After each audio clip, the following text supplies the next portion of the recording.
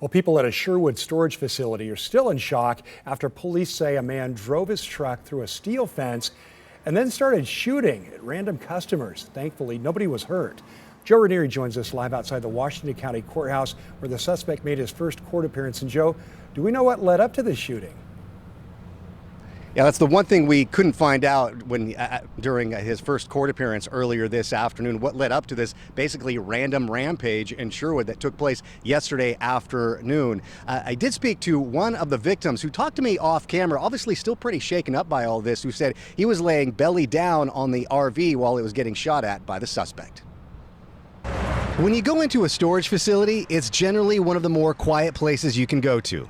How he got through here is unbelievable. I don't know how it's possible to have got through this gate.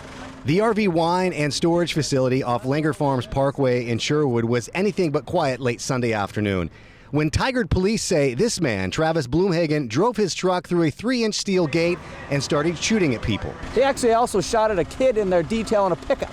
So that kid ran for cover and hid in a storage unit.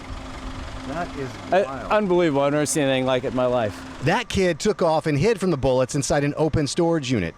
Thankfully, he wasn't hurt, but according to police, he then drove around the property and started shooting at 2 people who were in this RV. Well, at least the guys in the RV got shot at 8 or 9 times. You could see all the bullet holes in there and count them up. The victims inside the RV told me off camera they ducked down and stayed on the ground until the shooting was over.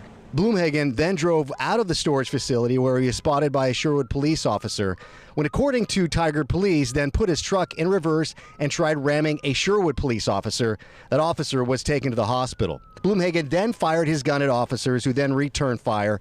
After climbing out of his sunroof out of his pickup, he then surrendered to officers before being arrested. Thankfully, nobody was hurt from the shots that were fired. As for the owner of this storage facility, you can see this is where he was pushing it with his truck, and he got the gate all the way to there to get his truck through. He still can't believe anybody was able to break through the front gates. Tim Blumhagen made his first court appearance just a couple of hours ago. No plea was entered, but his next court appearance will be scheduled from a week from today for a pre-trial hearing. But again, the state is making sure he is going to remain in custody because of the serious charges he's facing. Back to you. Yeah, Joe, you mentioned the charges specifically. What's he facing after the shooting here? He's facing about 3 different charges of attempted murder as well as assault, all felony charges. Tim? All right, Joe, thanks a lot.